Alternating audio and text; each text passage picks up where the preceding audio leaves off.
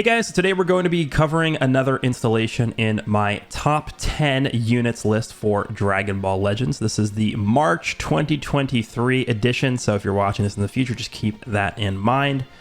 Before we get into the actual rankings, I always like to quickly discuss 3 points regarding the list, which are as follows. Number 1, all characters are considered at 14 stars, best teams, best equipment, max title boost, etc. Essentially the best possible environment for each character, as I think it makes the most sense to judge each character at their maximum potential, and that's also how I've experienced using each character the most. Number 2, I like to view this top 10 ranking as a top 10 best characters in the current meta, instead of just who are the top 10 best characters in the game list, as the meta is constantly changing and evolving. So just because a character is ranked at 5 on this list doesn't necessarily mean they will always be better than the character ranked 6 through 10, so please view this list as a current meta snapshot of the game.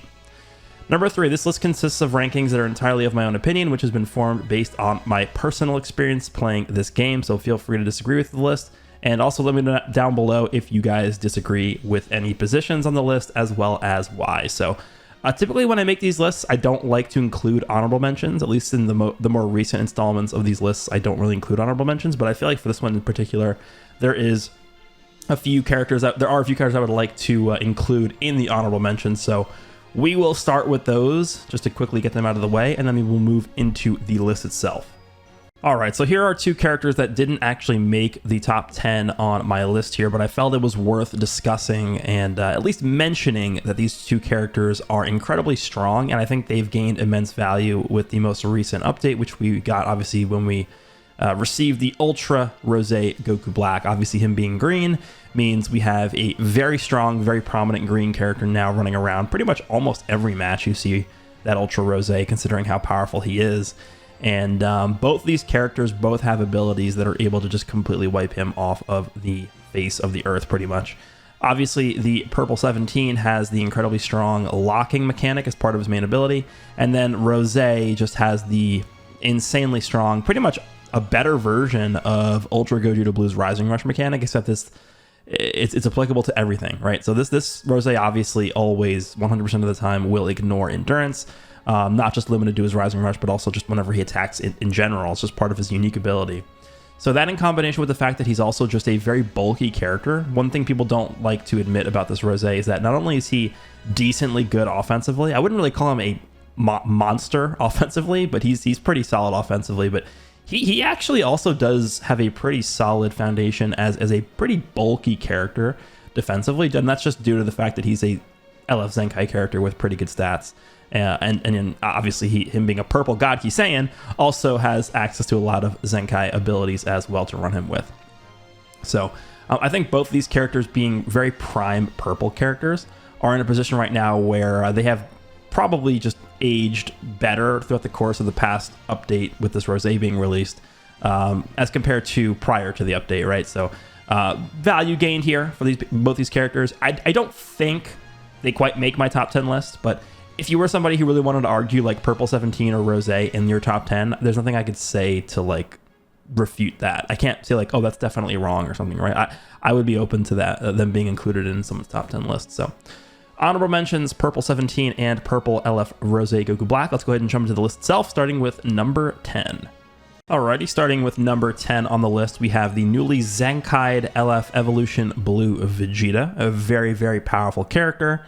I feel like they did this guy justice. I think he is in a very good spot for a Zenkai unit. And we have seen pretty much a lot of the more recent Zenkai LF characters, namely Rose, which we just talked about, and the Super Saiyan 4 Goku on GT. I feel like both of those recent LF Zenkai characters have actually been given a lot of love with their Zenkai Awakenings. Like, they didn't really hold back too much on a lot of these characters.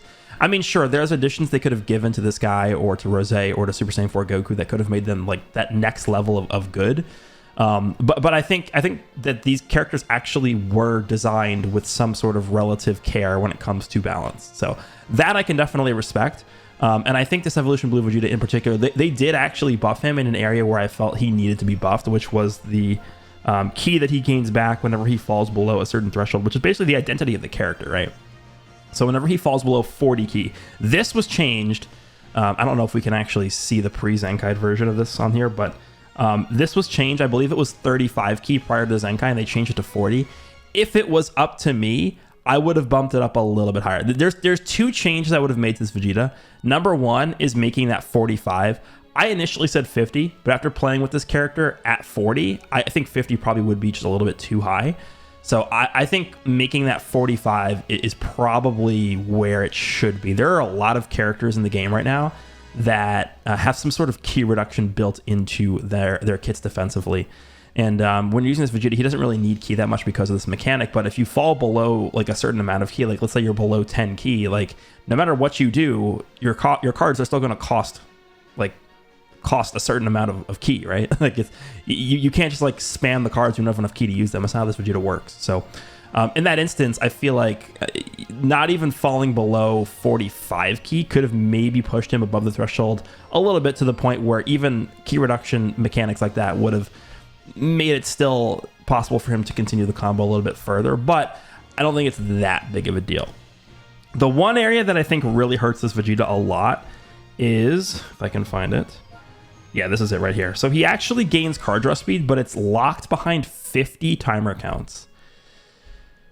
So we are currently in a meta that I think has escalated in terms of speed of matches, right? I very rarely will encounter matches that go past like 120 counts, I would say. A lot of matches these days, I think this is mostly thanks to Rosé's just ridiculous firepower and offensive abilities. Rosé has really, and also you could also say to an extent Hit as well, which is another recent character. They have so much offensive potential that their existence alone, I think, has sped up the average time of how long these matches are lasting for. And so when you have a super powerful ability like card draw speed, that's not even just super powerful, but a fundamental ability like card draw speed that is locked behind timer counts like this. Sure, you run this character alongside 17 who's able to prolong the match, but there are so many instances where I've used this Vegeta alongside 17 on Universe reps that Vegeta would have been able to kill the opponent if he had card draw speed in that instance, but because it's locked behind 50 counts, he just wasn't able to continue the combo, secure the kill, and from that point forward, it could spiral out of your control throughout the rest of the match. So there's a lot of missed opportunities, I think, that this Vegeta has early game, to where I would call this a pretty big detriment that he does not have card draw speed for the first 50 counts. I am on the record saying that if you are a damage dealing character and that is your main role in this game, in 2023, and if you don't have card draw speed just immediately off the bat, you probably aren't good enough. And that's actually what I would say about this Vegeta. I think if you're looking at like the top competitive teams in the game and you are somebody who is actively trying to grind for God rank, and you're trying to not even just push for God rank, but you're trying to push for like top 100 or top 50 or whatever you're doing, this Vegeta is certainly good, and I think they did a good job with his Zenkai with some sort of semblance of balance in mind when designing it. However, I don't think this Vegeta is competing for like one of the best units in the game spots. Like he's number 10 on my list here, which is good, but like if you're gonna choose to use this Vegeta or like Rosé or Hit or Gogeta Blue, like yeah, we know who you're choosing, and a lot of that I think in part is just due to the fact that he didn't get innate card draw speed, which would really help this Vegeta out a lot. So a bit unfortunate there, but I think he is still exceptionally good. His ultimate hits insanely hard. And this is another character that I think actually could gain more value down the road depending on how many revival units release, because he does have an anti-revival mechanic, which is fairly good in giving him type neutrality as well as destroying some enemy Dragon Balls in the process. So Vegeta, Zenkai, Evolution Blue Vegeta number 10 on the list. Let's move on to number 9. Number 9 on the list is going to be LF Revival UI Goku. I called this character the most controversial spot on my list in the prior video, which was when this character released. And I think I could probably still make the case that he's one of, if not the single most controversial spot on this list as well. I would actually, at this point, after seeing people's opinions on this character and him actually being out for a relatively decent period of time at this point, I think I am comfortable calling this character probably the most underrated character in the game. I guess maybe underrated isn't the best term for it. I think it's maybe just underappreciated is the better term for it, because I feel like a lot of people who are talking negatively about this character either, number one, don't fully understand how he works, or number two, they just haven't used him for themselves, or they haven't fought against players who actually know how to use this Goku.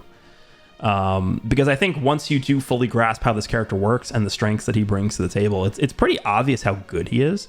I think the biggest strength this Goku has is just he is the single best staller in the game. Maybe besides Gogeta Blue, because you actually can't even attack that character. But this guy having both a revival and a UI dodging unique gauge, like you pair this character with 17, things actually get so ridiculous. You have a character that has double vanishing gauges with 17, and then you have a character who has a UI gauge with this Goku. Like, I have 2v3'd enemies so many times with the UI version of this character and 17's double vanishing gauges because they just simply can't hit me. It is actually impossible to get hit. Unless you're fighting some super mega aggressive enemy. But I think there's a few areas we need to highlight with this character. So number one, I think his main ability prior to him reviving is actually incredibly valuable. Type neutrality, a full hand of cards, and cover null. You know how many times I've been able to farm up like 4 Dragon Balls just from pressing this guy's main ability? And on top of that, his damage is actually pretty good. If you have him on a correct setup, on like a full Universe Rep setup with at least one Zenkai buff, and then also you have some pure blast damage equipment, like this guy actually is hitting very, very hard. And of course, it doesn't matter what type the enemy is, because even against type disadvantage, aka Gogeta Blue, LF Rose, Purple 17, like he's still able to put in a decent amount of work, which is pretty impressive for just like a pre-revival, pretty much the first life of this character. And then once you do revive into UI Goku, I feel like unless the enemy again is running a super powerful purple character, which of course Gogeta Blue is pretty omnipresent right now, but you know, any team that's not running Gogeta Blue, so like, you know, pure hybrids, maybe you're running you're fighting a movie setup, maybe you're fighting a future team that isn't running a purple, this character as UI Goku with his ridiculously long duration of cover nullification and his double card draw speed and his insane key recovery, like you're pretty much going to lose a character almost every single time, guaranteed. Things can get pretty out of control pretty quickly with this character. I think a lot of people look at this Goku, and again, I'm not sure what the exact culprit is or the reason for them sort of under appreciating or undervaluing this character. But I think once people, I guess the argument would be once this character returns on a banner and people start to get this guy higher startup or fight this character more often in PvP or actually get to use him more often. Then people, I think, will start to see how good this character actually is. One of the negatives to him, I think, it's not even really a negative, it's just perception-wise. People look at his kit and it's like, oh, well, it's so bland and straightforward, there's no way he could actually be good. Which I think a lot of times, that actually does, like, that actually is true in a lot of cases in this game. If a character doesn't have a 40-paragraph-long unique ability, they're usually not as good as characters that do have paragraph-long unique abilities, but I think in this instance, with the way that this Goku works, the revive, the gauge, the pretty monstrous stats he gets when he revives, like all the tools that he has at his disposal, I am pretty comfortable having him at number 9. And honestly, if somebody wanted to put him up maybe 1, even 2 spots higher on the list, I would not argue with that at all. I think he actually can be that good.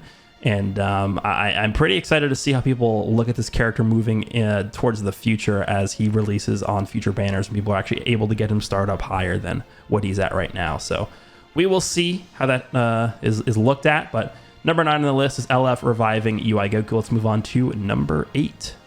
Number 8 is going to be LF Super Saiyan 4 Goku and Vegeta, the tag character release as part of Legends Festival. I don't really have a ton of things to say about this character. I don't really think their value has really increased dramatically or decreased dramatically as a result of this update featuring Rose. The only comment I will say is if their evaluation is going to change at all, it's kind of just neutral. And the reason why I say that is because their team, being GT, I feel like has kind of just been on the slow decline since they released. Like GT was crazy powerful when these guys came out, when 17 came out, when Super Saiyan 4 Goku had his thing. Like all those 3 main core characters of GT, this character was like, again, a top 3 unit in the game at that point.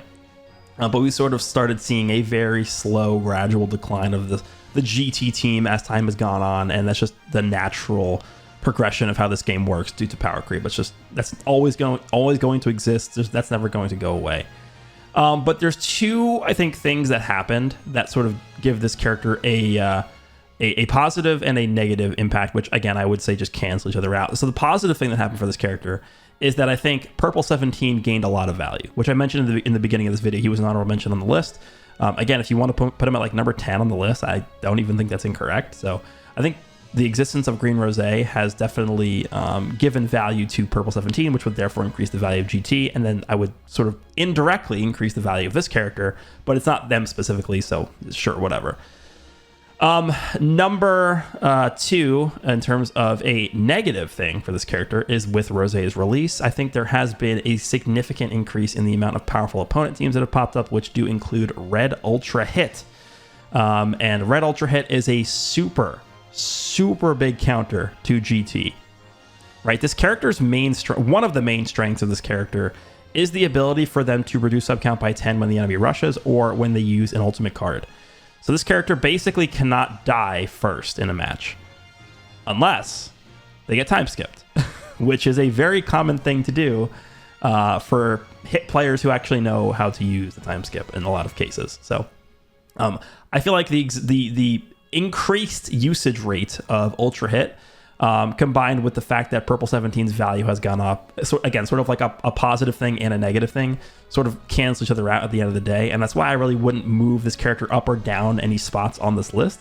I feel like they're pretty good at number 8 here. They are still an extremely strong character. I actually just recorded a mono green video where this character actually was able to just steal the showcase in a lot of instances for a bunch of fights in that video. So they're definitely still very good. The very annoying green card AoE effect, the insane cover nullification they get whenever the enemy has a full team alive, card draw speed, the ridiculous vanish recovery, the blue, like they do a lot. There's a character that is doing a lot. So their value will continue to be good as long as GT continues to get buffs in the future, but we know how that is going to work out most likely. So number 8 on the list is Goku and Vegeta. Here, let's move on to number 7.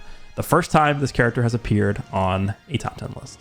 Alrighty, moving on to number 7 on the list, we have Tag, Super Saiyan God, Super Saiyan Vegeta, and Super Saiyan 2 Trunks. The first time this character has appeared on a top 10 list. Also releasing during Legends Festival. I think this is a prime example of a character that they just messed up. That's it. It's just that simple. They just messed up. But they actually, I think, did a pretty good job at correcting their mistake with this character, except there's a few areas where I still think that they should probably do something, but I don't really know how they would do it. So just to go over a few things. So the first thing to mention about this character is I feel like they certainly were not good enough on release. I think they released at a time where we had Beast Gohan in the game, who was, I honestly am confident calling Beast Gohan a reset of the entire meta. He basically reset the game. I would argue that like pretty much every single character up until Beast Gohan became fodder when Beast Gohan released. And then from that point on, we had the Tag 4s, we had Ultra Gogeta Blue, we had 17, then we have all these insane characters released, and like in that same time frame, we had Vegeta and Trunks, who I wouldn't, again, I've never called this character bad. I've never called them bad. I just think they released at a time where there were so many insane characters releasing around them that they didn't match up to, number 1. And number 2, they were on a very weird setup for themselves. This character is on God Key, which never really has been blast-based. This character is on Vegeta Clan, which just didn't exist as a team when this character released. And they're on Future, which has never been blast-based. In fact, the entire game was strike-based when this character released. And so they found themselves in a very, like, I don't know, unadaptable meta for them when they released. So they basically came out and they didn't have a home anywhere. Then we had the undisputed best character in the game at the time with Gogeta Blue releasing. And even then, with this character being yellow, they still didn't have a place to be used anywhere. And so that really solidified in my mind that they were just not good enough on release. A anti-blast armor yellow character was not being used at all, even when Gogeta Blue was, you know, the best character by far that you saw every single match. And honestly, you still do see every match. But fast forward to recent times where this character has received a very powerful unique equipment, not specifically to them, but that that Trunks unique equipment where it's pure and base blast and strike depending on your team. That's a really good equipment for this character. Then you also have one of, if not the single best Awakened equipment we've received in the past like 4 months. that awakened blue Vegeta equipment for this character. And then we got the Zenkai for Evolution Blue Vegeta that helped them both in terms of him being like an actual good partner, blast partner for this character on Vegeta Clan / God Key. And then also just the straight up Zenkai ability they get from that character. So they got a lot of indirect help. And I think them being sort of like on the cusp of being good enough and them receiving all those pieces of the puzzle to fill in the gaps has pushed them to a level where I definitely feel comfortable having them on the list. I didn't want to put them at like 3 on the list, but I think they definitely are deserving of being like, 7, 8, somewhere in there on this list here. So Vegeta and Trunks are looking pretty good. There are, again, a few areas where I really don't like the way they designed this character. I'm really not a fan of the Vegeta side of this character at all. I feel like that's like one of the biggest mistakes they've ever made with a character design-wise, is the Vegeta side of this character. Just, there are matches where I actually don't ever want to switch. Like, just let me stay in with Trunks permanently. I don't want to go to Vegeta. Like, there's so many instances where that's the case. So hopefully when this character eventually gets their unique equipment that is actually specifically for them, maybe it has a clause in the 3rd slot where it's like Vegeta gets like 2 card draw speed levels or something. Well, he would get 1, but because he already has 1, right? So maybe it's like Vegeta on tag in for 5 counts has like card draw speed, like +1 level of card draw speed or something, because he really needs it. And the faster you get out of Vegeta back to Trunks, the better you are. The better off you are, this character. But I do think they are a lot better now than they were on release, and a lot of that is thanks to all those buffs that they received, as well as a lot of more modern characters becoming blast-centric, which has allowed this character to actually find a spot, if not just on the leader slot for a lot of these teams. So Vegeta and Trunks, number 7. Let's move on to a number 6 next. Number 6 on the list, we have Blue Zamasu. Again, not really a character I have too much to say about. He's kind of just been consistently good since he released. So again, I guess we could just sort of take a look at the actual direct effects that the recent update had on this character. So Green Rosé releases.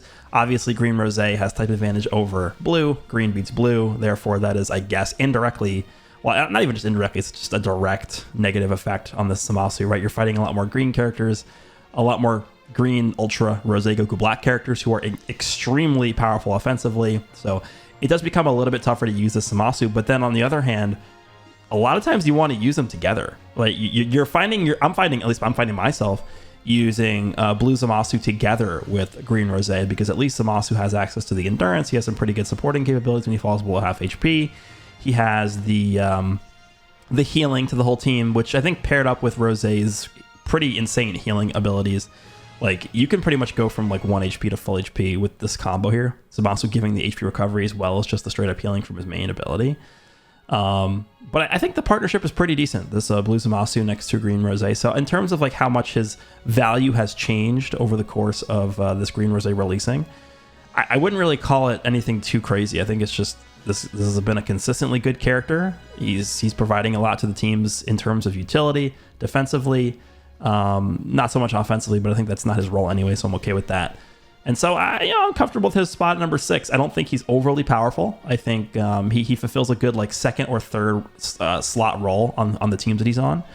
God Key, future powerful opponent. So again, not much to say about Blue Zamasu. I think he's just a very solid character that has aged pretty well up until this point, but potentially, depending on what we end up seeing coming up here, maybe we will start to see this character start being phased out. But I think his intangibles that he brings to the table are pretty good. The key reduction, the endurance, stuff like that.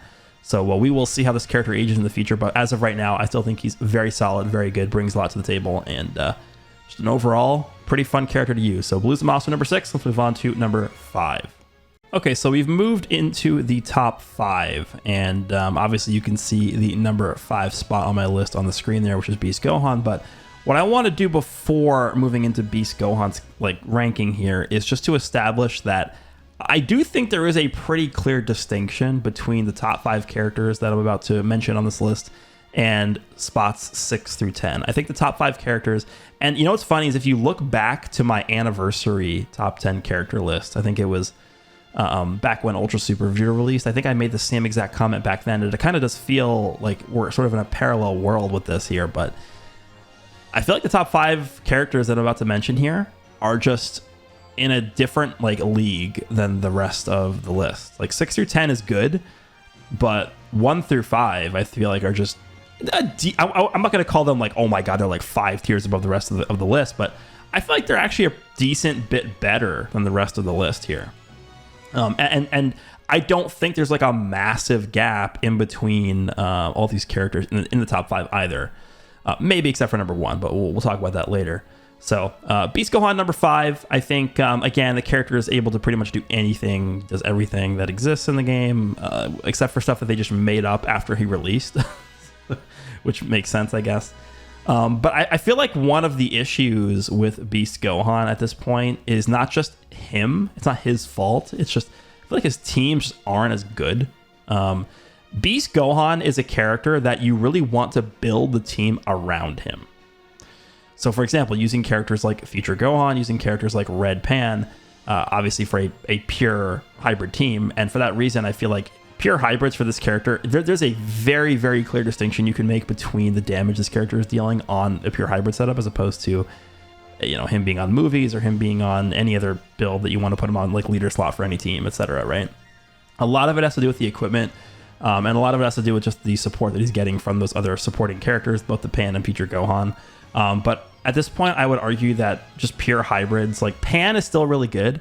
And you could definitely make a lot of plays happen with Pan, but I definitely think she's not what she was on release.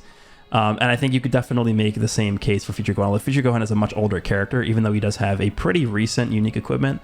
I definitely am not that high on Future Gohan at this point. I think Future Gohan has definitely seen better days. There's a lot of just too much offensive power for him at this point, even with his unique equipment. And I think we're probably just waiting for a better version of that character come out for Hybrid Saiyans. I'm not saying like the exact same design character, like it's just a better version of a Hybrid Saiyan to fill his role on hybrids. So I think once, you know, maybe Movies gets a few more buffs, which is kind of insane to say considering how many buffs they've received throughout the course of the past like 5 months. But once Movies gets more buffs, once Hybrids gets more buffs, I feel like this character's value and his ranking on my list might go up a little bit, because he still does have like just everything he needs pretty much. One area that he definitely does lack in though is defense. He obviously goes type neutral, so I don't think it's as big of a detriment for this character that Ultra Rose was green. He gets what, like 5 instances of type neutrality on entry, so it takes a while for Rose to actually gain type advantage over Gohan. But even type neutral, this guy can still get decimated by a lot of the better characters in the game. Even characters like Red Hit, who just have straight up type disadvantage, are able to just rip through this character's defense. So that is one area to keep in mind. But again, I'm not really going to rip on this guy too much because he's Beast Gohan and he's doing everything in the game almost. So I would not argue with somebody who had this character higher up on their list. And I think I do fairly evaluate him at number 5 here, which is kind of insane to say because Beast Gohan number 5 on a list. Yikes. All right, let's move on to number 4. All right, so this actually might be the spot on the list where I had the most trouble deciding who to put here at number 4. I ended up going with 17. 17 is insanely good. I think taking a look at every character in the game, obviously, when I make these lists, I base the list off of changes that have occurred in the game since making my prior list, because that's just the logical way of creating these lists. Like, how have the recent developments in the game affected my prior rankings of these characters? And then I sort of like move up and down on the list, each character's rank, and then I insert the new characters, etc., etc. And so I think when we take a look at Ultra Rose being added to the game and which characters have most negatively been affected by his inclusion, this guy's either number 1 or number 2, right? Him and Blue Zamasu, I would probably say are number 1 and number 2. I think this character probably just a safe number 1 though. Just because, again, at least with Blue Zamasu, you can run Rose with Zamasu, and they actually make a pretty good partnership. With 17, I mean, I guess you technically could make, leader slot 17 or leader slot Rose and run them with each other, but this character gets absolutely decimated, fried, destroyed, obliterated by Rose. Like, this is probably one of the worst releases they could have done just for the longevity of 17. I don't think 17 is just fallen off the face of the earth. with this character's releasing, with Rosé releasing, but I for 1,000,000% have seen a massive decrease in the amount of usage of just the overall usage rate of 17 since Rosé is released. I used to run into 17. I'm not even kidding. Like 9 out of 10 matches, I would fight 17 because he was the only character in the game that could live, Ultra Gogeta Blues Rush, except for like revival characters, right? And so you basically were forced to either run Gogeta Blue yourself or you ran 17. Now with Rosé being out and him just being able to completely crush this character, it makes it a lot more tough when you have to make the decision of, okay, do I include 17 on my team? Do I build a team around 17? Is he going to be, one of the main characters I'm utilizing for my team? Or do I just go down a completely different path entirely? And I think the overall decrease in the amount that I'm actually seeing this character being used is a direct result of Rosé just completely destroying this character. So I don't think this will, again, directly affect the longevity that the 17 is going to have in the game, just because I feel like he's providing too much. His own uncancelable endurance, the power down, the arts card power down that he's applying to the enemies, the healing he's doing for the whole team, the double vanishing. Like he's doing too many intangible things too well for him not to age well. So yes, we have one of the strongest green characters to ever walk the face of the earth that's released with Ultra Rosé. But I mean, don't get me wrong, I'm still running into a decent amount of 17. It's not like he's completely just, non-existent at this point. But there has been a massive decrease in people using him for sure. So I still like the character a lot. Again, he's doing a lot really well, but I don't know. I didn't want to put him at like 2 or 3 on the list just because I think he definitely did take a slight hit because of Ultra Rosé's release here. So that is unfortunately a negative thing for 17. But I think 17, if you look at every character on this list that I've mentioned, I think this guy right here will outage every single character on this list. I think so. So he has that going for him. He's still on a really, really good team with Universe Reps. Still a really strong, really powerful team. So 17, let's move on to number 3 next. This is where things are going to get maybe a little bit controversial. We'll see. Okay, heading into the top 3 on my list here. Number 3, we have Ultra Rosé Goku Black, the newest character to be added into the game. And sort of the main reason why a lot of the rankings have been changed as you compare this list to the previous list. So Ultra Rosé Goku Black, I feel like, is an extremely, extremely powerful character. I don't really think there's many downsides you can really say about this character. I'm not going to try and downplay this character at all. There's not really much I can say about him. There's a few nitpicks you can give, like his unique gauge takes a little bit long to fill up. But I think when you take a look at his overall kit with that in mind, it's tough to really justify them making his unique gauge take less time to build up. Like, imagine if his unique gauge worked like Beast Gohan. Can you, like, I don't even want to try and imagine that. Able to go type neutral on main ability. He's able to launch up to 3 ultimates per match. The green card heals when he's below 50%. He's healing for main ability. He's blast armor. Like, he does a lot. He's actually able to lock Gogeta Blue's blue card after proccing his unique gauge with a blue card, assuming that Gogeta is affected by a status condition. That's a really valuable mechanic, right? If you're able to just use one of Gogeta Blue's gauge charges without him having the ability to counter you with a blue card, like, that's actually a really, really incredibly strong mechanic. And so I think that actually gives this Rosé some value even against Gogeta Blue, who's the strongest purple character in the game. And obviously, type disadvantage that this Rosé has against that character. So there's a lot of things you could say that are really good about this Rosé and really positive. And I don't really have anything negative to say about this character. I think what I'll say in terms of why he's number 3 on the list and not higher is just because I think the characters above him provide more. That's it. It's not Rosé's fault that he's number 3. It's just the other characters are just doing more. They're providing more value to the teams they're on than this character is. That's my current thoughts. Obviously, like I mentioned at the beginning of the video, just because this character is number 3 on the list here doesn't mean that he's straight up worse than the characters that are number 1 and 2 on this list. It's all just due to the fact of how the meta is. I think if Gogeta Blue wasn't as consistently oppressive as he was right now, and with him obviously being purple, there's definitely an argument that you could make for this character to be higher on the list. Like I could easily see an argument of this character being number 1. Like not like, in fact, he probably would be number 1 if like a super powerful yellow character releases and all of a sudden Gogeta Blue is just pushed down or something like that. Like a mega anti Gogeta Blue character. Like he locks in purple fusion warriors and like basically a Gokua.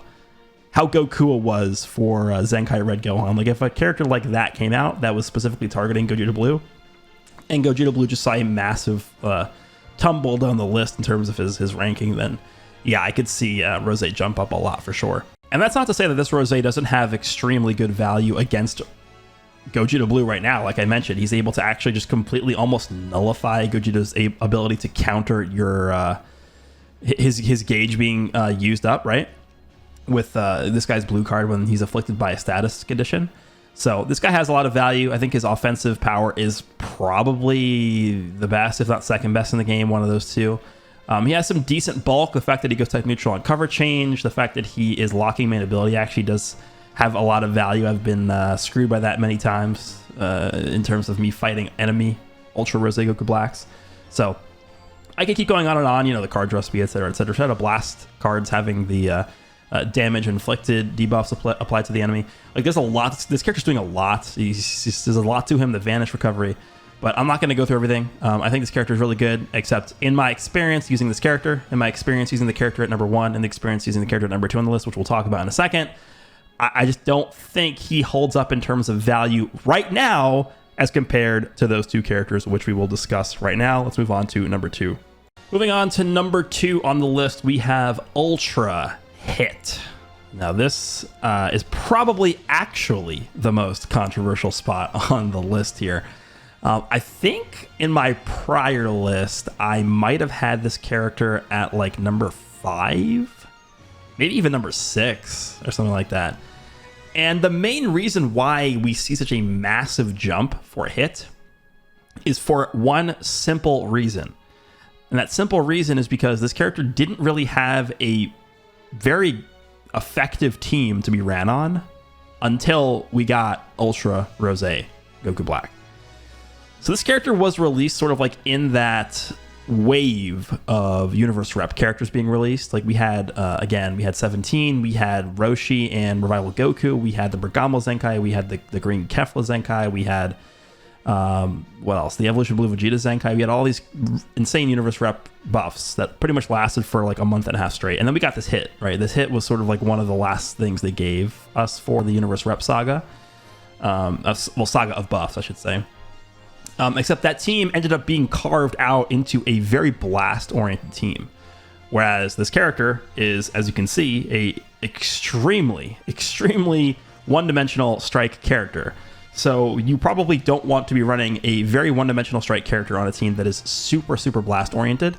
And so he could work on the team. I mean, I'm not saying he doesn't work on Universe Reps. I definitely have used him on Universe Reps, and I have had success with this character in Universe Reps. So I think that itself is a testament to how good this character is, as opposed to how good he was specifically on that Universe Reps team. So we have Ultra Rose come out, and Ultra Rose not only being a good partner with this character, but also being green. Now we're talking, because before Rose released, this Hit had pretty much only 2 weaknesses in the entire game. His weakness number 1 was 17. I think 17 is probably this character's biggest counter, which is interesting because 17, again, a character I mentioned earlier in this video, I was seeing like 9 times out of 10 fights. And now with Ultra Rose being out, you see him a lot less often. So a lot less to worry about this character's biggest counter.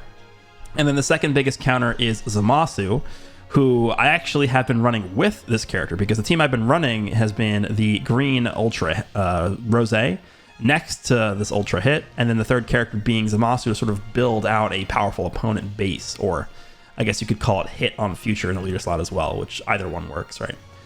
So yeah, I mean, this character just has a much better spot right now. He's able to get the Zenkai buff with the red Rose on, you know, the powerful opponent team next to Ultra Rose. Is able to cover for his weakness against green characters, because like, you know, the second you even touch somebody with Hit, and you have that time skip in your hand, they're probably dead.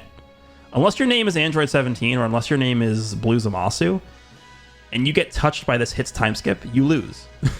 It's over. Like, you simply cannot win from that point unless you just have a miraculous comeback, which is not very likely. So I think when it comes down to this character versus Ultra Rose, which I think is a pretty fair comparison to make considering they're on the same team, I have ran that team for a lot of matches. I played a lot of matches with the Ultra Rose Ultra Hit setup with Blue Zamasu. We're talking like probably almost 80 to 100 matches with that team just alone in the past month and a half or so. I've been having a lot of fun using that team. And I will tell you guys straight up, Ultra Hit outperforms Rose on the team. And the simple reason is because the time skip is just broken. The time skip as a mechanic, like Ultra Rose is really good, and I would say that Ultra Rose's kit as a whole is probably better than, Ultra Rose's kit as a whole is probably better than Ultra Hit's kit as a whole. But guess what? Ultra Rose doesn't have a guaranteed kill button like Ultra Hit does. Ultra Hit has this thing called the time skip where you land a hit on Gogeta Blue and you win the match. Right? Ultra Rose has a pretty good kit. He's doing a lot, but he can't match that. He can't match the value you're getting out of being able to simply kill anybody you touch, right? Now, granted, you have to actually have the time skip ready. You have to be starting a combo on a character. Like, there's a lot of prerequisites to the time skip. I mean, there's instances where you don't have to be in the middle of a combo to use it. Like if you tackle somebody, or sorry, no, if somebody, so it's if you tackle somebody and they counter with a strike, you can like vanish and then they can't actually counter your time skip. So there's instances like that where it actually works and they can't really counter it, but you have to actually know what you're doing with the time skip, and it's not like, just time skip and you win. Like, you actually have to set it up, which is not extremely difficult to do, but it is something to consider. But again, using them both together on the same team, it doesn't get much more fair than that, right? I've used them both on the same team. I think Hit has vastly outperformed Rose in a lot of the matches just simply due to the fact that the time skip is just too good. It's able to clinch out too many kills early on to where things spiral out of control and you just end up winning the match because of that. So that is the edge I would give to Hit over Ultra Rose. I think I would concede that Ultra Rose definitely does have a better kit than Hit does, but the time skip more than makes up for that for sure for Hit. So yeah, Ultra Hit's at number 2. Let's move on to number 1. I don't even think this needs any explanation here. All right, so I'm not going to spend too much time talking about Ultra Gogeta Blue being at number 1 on the list because we've been talking about it for the past 3 months straight here.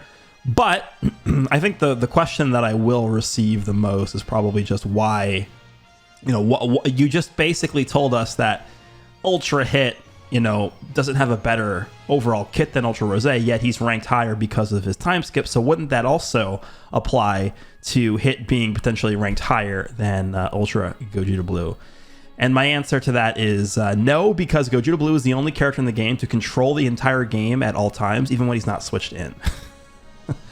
This character, by just existing on standby on your opponent's team, can control the entire fight without doing anything.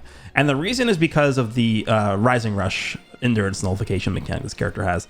It's just, this character is able to do too much. I think his unique gauge is just like, we've never seen any character control the match as closely and as what's the best way to describe it? We've never seen a character control every single match to the degree of this character.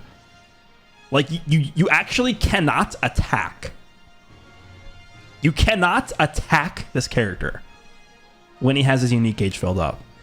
And even if he doesn't have his unique gauge filled up, you attack him, he heals off all the damage you did, and he gets his unique gauge, and he gets pretty much a guaranteed blue card on you once it's activated. And from that point forward, like, what you just have to sacrifice the character's half health pretty much to his blue card.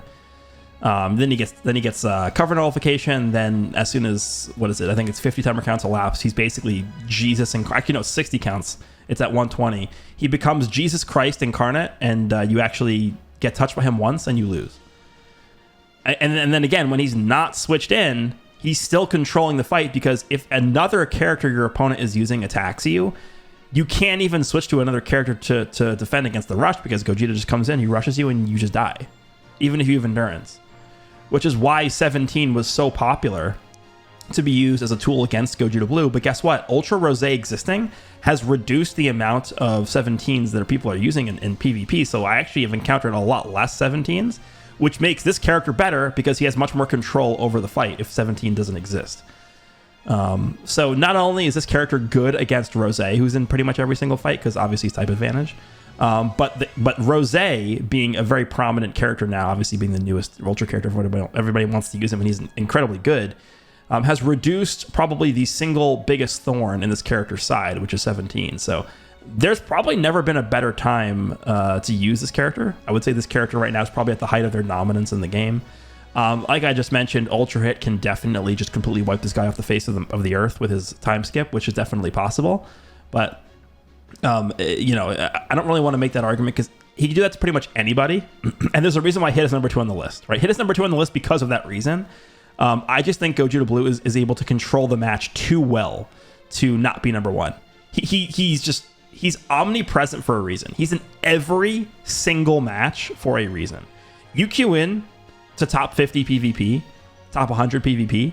I swear to God, 80 out of 80 of my matches last season in God rank, every single one had this character, right? There's a reason for that. It's you know, it's just, I think this character is just able to do everything way too well, way too efficiently. Just complete dominance this character has over the entire flow of battle with his unique gauge. It's pretty insane. I'm incredibly surprised that they decided that this was okay to do. And honestly, I don't see this character falling off anytime soon. I made a comment about this, I think a few weeks ago. I don't remember where. I think I might have said this on a Twitch stream, but I think one of the reasons why this character has gone unchecked for so long is because of how they mishandled Vegeta and Trunks. I think Vegeta and Trunks could have been a pretty decent counter to this character, and I think they just undertuned them too much. If they released and were in a better spot just initially, and they were just better, then the entire game would be different, right? If they were better, then this character isn't as dominant, which means you'd have more green characters existing. Maybe GT becomes a little bit better because the tag 4s aren't as threatened by this character, which then means that other tags that are countering GT are going to pop up, and you have more hits, and then you have more blue characters. Like, it just changes the entire flow of how the meta exists and the environment of the game. But that's not the case. This character is just undisputed the most broken thing we've seen ever, I think. The unique gauge is just pretty much a character by itself.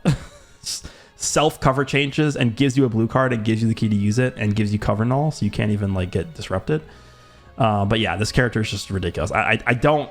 This is probably the only character on the list where I don't actually see an argument to have not be in number 1. Like, I think you could pretty much move every other character on the list to a different spot. I don't see an argument for this character not being number 1.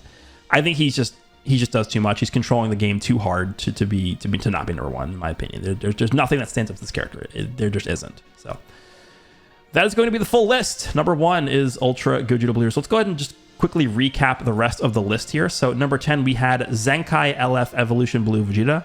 Number 9, we had the LF Revival UI Goku. Number 8, we had Tag Super Saiyan 4 Goku and Vegeta. Number 7, we had Tag Vegeta and Trunks. Number 6, we had Blue Zamasu. Number 5, we had LF Beast Gohan. Number 4, we had LF Android 17. Number 3, we had Ultra Rose Goku Black. Number 2, we had Ultra Hit. And number 1, we had Ultra Gogeta Blue. Honorable mentions, we had the Purple 17, as well as the Purple LF Zenkai Rose Goku Black. Let me know down below if you guys agree or disagree with any placements on this list. Hope you guys enjoyed this one, and I'll see you all in the next one.